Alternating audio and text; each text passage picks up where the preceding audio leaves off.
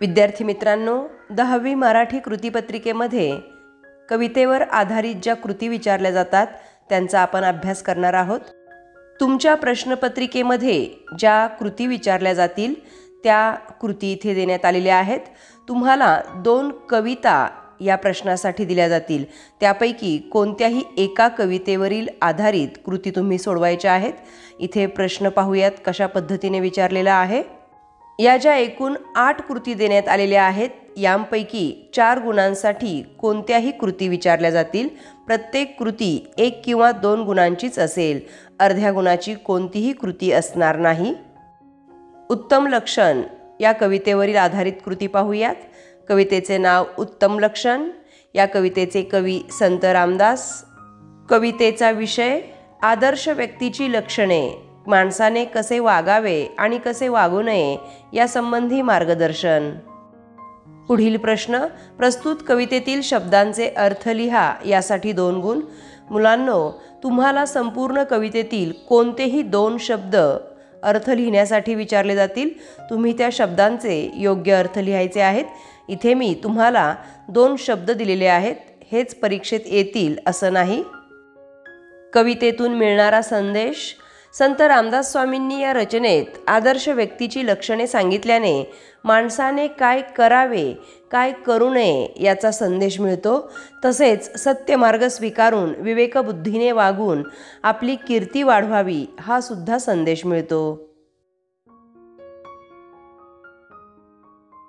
प्रस्तुत कवितेची भाषिक वैशिष्ट्ये, ओवी छंदाला साजेशी सुबोध रचना आहे। यमक गेयता कवीच्या लेखनात आलेली आहे। 3.5 चरणांची ही ओवी आहे। विरुद्ध अर्थांच्या शब्दांची योजना करण्यात आलेली आहे। शांत रसात ही कविता आहे। समर्थांच्या या रचनेत प्रासादिकता आढळते। वाईट वर्तन व चांगले वर्तन या बाबी समर्थांनी अतिशय स्पष्ट शब्दात स्पष्ट केलेल्या आहेत।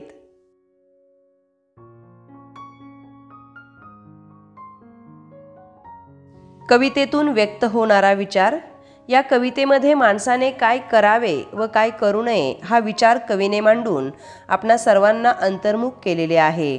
यामुळे माणसाचे व्यक्तिमत्व सर्वार्थाने समृद्ध होणार आहे। सत्य मार्गाचा अवलंब करावा, आळस करू नये, विवेकबुद्धीने वागावे इत्यादी विचार कवितेत मांडलेले आहेत।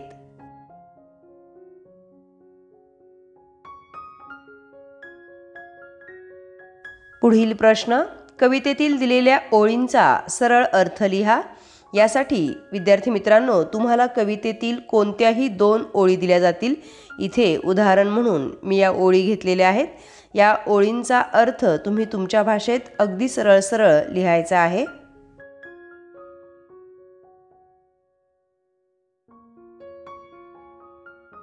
कविता आवडण्याची कारणे लिहायची आहेत।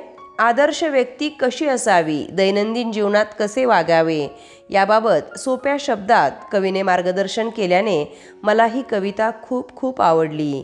कविता अभ्यासल्यानंतर आपण आदर्श निर्माण करू शकतो हा एक माझ्या मनामध्ये विश्वास निर्माण झालेला आहे।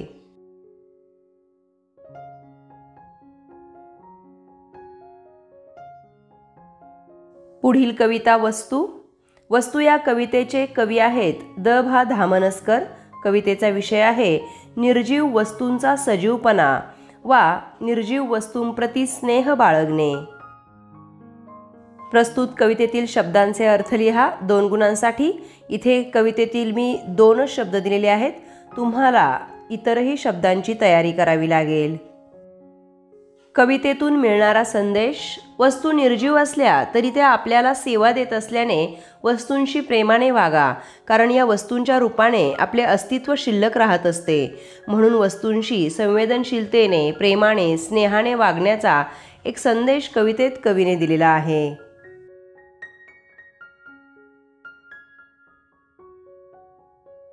भावोत्कटता, चिंतनशीलता, प्रांजळपणामुळे कवीचे लेखन वाचकांच्या मनाला स्पर्श करते।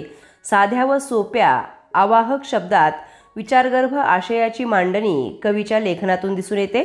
कवितेची रचना मुक्त छंदातील असून कवितेत चेतन गुणोक्ती अलंकार आहे।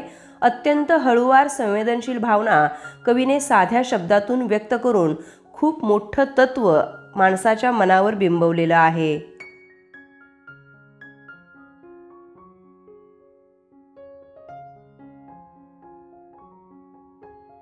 कवितेतून व्यक्त होणारा विचार. निर्जीव वस्तूंमधून मानवी जीवन व्यक्त होत असते. माणसाने वस्तूंशी प्रेमाने, आत्मीयतेने वागले पाहिजे. आपण माणसांशी वागतो तसेच वस्तूंशी वागले पाहिजे. हा विचार कवितेत कवीने मांडलेला आहे.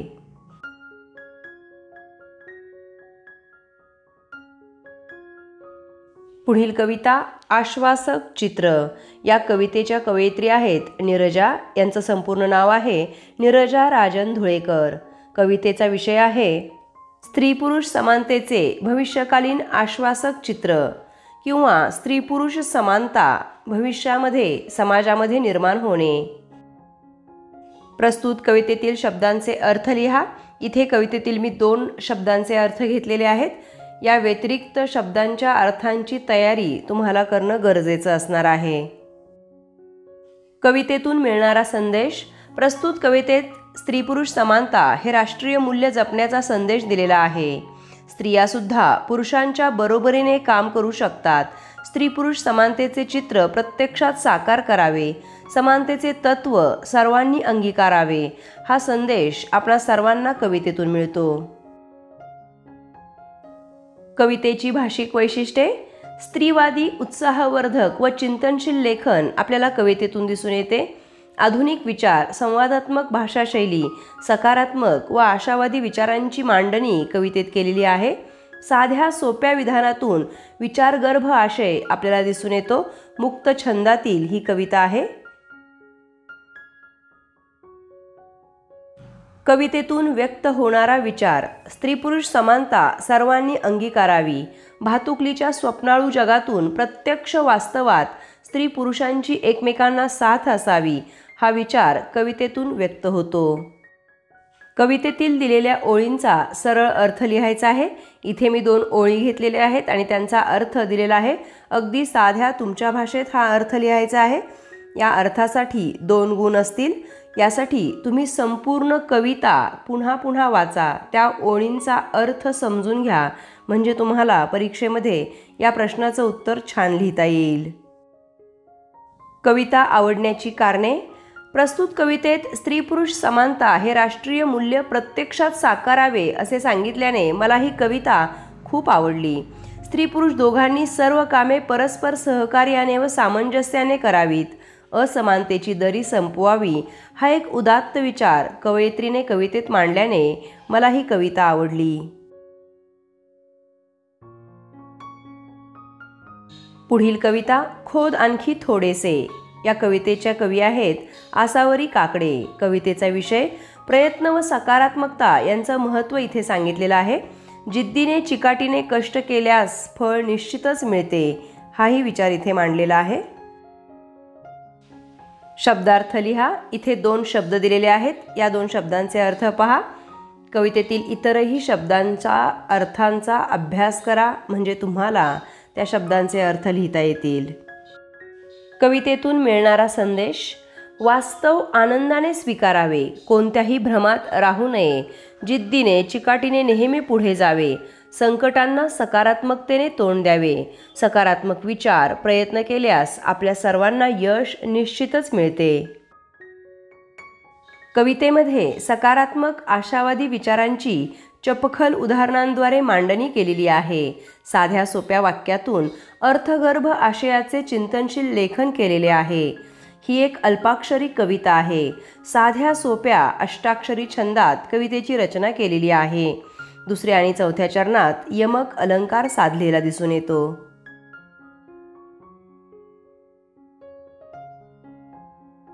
कवितेतून व्यक्त होणारा विचार. माणसाने यश मिळेपर्यंत जिद्दीने चिकाटीने प्रयत्न करावेत आणि नेहमी सकारात्मक दृष्टिकोन ठेवावा. कधीही हार मानू नये. दिलेल्या ओळींचा सरळ अर्थ लिहा. कवितेतील इथे मी या 2 ओळी घेतलेल्या आहेत. परीक्षेसाठी तुम्हाला कवितेतील कोणत्याही 2 ओळी विचारल्या जातील. तुमचा कवितेचा अभ्यास चांगला असायला हवा. म्हणजे तुम्हाला त्या ओळींचा अर्थ लिहिता येईल. प्रस्तुत कविता आवडण्याचे व न आवडण्याचे कारण लिहा. कष्ट केल्यास यश मिळते, सकारात्मक दृष्टिकोन ठेवल्यास सर्व गोष्टी सोप्या होतात. या गोष्टी या कवितेतून मला शिकावयास मिळाल्या आणि म्हणूनच मला ही कविता खूप आवडली. आकाशी झेप घेरे या कवितेचा अभ्यास करूयात. या कवितेचे कवी आहेत जगदीश खेबुडकर. कवितेचा विषय आहे स्वकष्टाने जगण्याचे व आपल्या क्षमतांवर विश्वास ठेवण्याचे महत्त्व कवितेत मांडलेले आहे. कवितेतील शब्दांचे अर्थ लिहा. इथे आपल्यासमोर फक्त 2 शब्द दिसत आहेत. संपूर्ण कवितेतील कोणतेही शब्द तुम्हाला विचारले जातील. यासाठी सर्व शब्दार्थ पाठ करून ठेवणे आवश्यक आहे. कवितेतून मिळणारा संदेश: परावलंबित्व झुगारून स्वसामर्थ्यावर ध्येय साध्य करावे, स्वप्रयत्नाने आपण आपले नशीब घडवावे, स्वप्रयत्नाने गगनात भरारी मारावी, उत्तम यश मिळवून त्याचा निखळ आनंद घ्यावा. हा संदेश प्रस्तुत कवितेतून आपणा सर्वांना मिळतो. कवितेतून व्यक्त होणारा विचार: माणसाने नशिबावर विश्वास ठेवू नये, देवाच्या आहारी फार जाऊ नये, लौकिक तात्पुरत्या सुखाचा त्याग करावा, कष्ट केल्याशिवाय फळ मिळत नाही, सतत प्रयत्नवादी राहावे, यश निश्चितच मिळते. हा विचार कवितेत कवीने मांडलेला आहे. दिलेल्या ओळींचा सरळ अर्थ लिहा. मुलांनो, इथे कवितेतील 2 ओळी दिलेल्या आहेत. कवितेतील कोणत्याही 2 ओळी तुम्हाला विचारल्या जातील. तुमची त्या दृष्टीने तयारी असणं गरजेचे आहे. प्रस्तुत कवितेची भाषिक वैशिष्ट्ये पाहूयात. हे एक भावकाव्य असून सोपी अर्थगर्भ व नाट्यमय शब्दरचना कवितेमध्ये आपल्याला दिसून येते. नेमके मर्म सांगणारी भाषा, साध्या शब्दात गहन आशय मांडणी, ध्रुपद व कडवी अशी या गीताची सुटसुटीत रचना आहे. सर्वसामान्य लोकांना सहज कळतील अशी साधी सोपी प्रतीके कवीने वापरली आहेत. एकूणच ही कविता रसाळ आणि प्रासादिक बनलेली आहे. प्रस्तुत कविता आवडण्याची कारणे: कविता अभ्यासल्यानंतर श्रमनिष्ठा या मूल्याचे महत्त्व समजले, स्वसामर्थ्याची जाणीव झाली, स्वातंत्र्याचे मोल समजले, कष्टाशिवाय फळ नाही हा संस्कार माझ्यावर झाला आणि म्हणूनच मला ही कविता खूप आवडली. पुढील कविता भरतवाक्य. या कवितेचे कवी आहेत मोरोपंत. कवितेचा विषय: सज्जन माणसांच्या सहवासाचे व सद्विचारांचे महत्त्व. कवितेतील शब्दांचे अर्थ लिहा. इथे 2 शब्दांचे अर्थ दिलेले आहेत. तुम्ही सर्व शब्दांची तयारी करून ठेवा. कवितेतून मिळणारा संदेश: संत सज्जनांच्या सहवासाने, सद्विचारांच्या श्रवणाने चांगले वागण्याची प्रेरणा मिळते.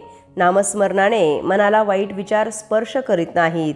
हा संदेश भरतवाक्य कवितेतून आपल्याला मिळतो. प्रस्तुत कवितेची भाषिक वैशिष्ट्ये: ही कविता आर्यावृत्तात आहे. संस्कृत प्रचूर भाषा आहे. अलंकारयुक्त भाषा रचना आहे. पंडिती काव्य आहे. श्लोकासारखी ओघवती शैली आहे. रसपूर्ण प्रासादयुक्त भाषा आहे. यमक प्रधानता असल्यामुळे सुंदर लय व नादमयता निर्माण झाली आहे.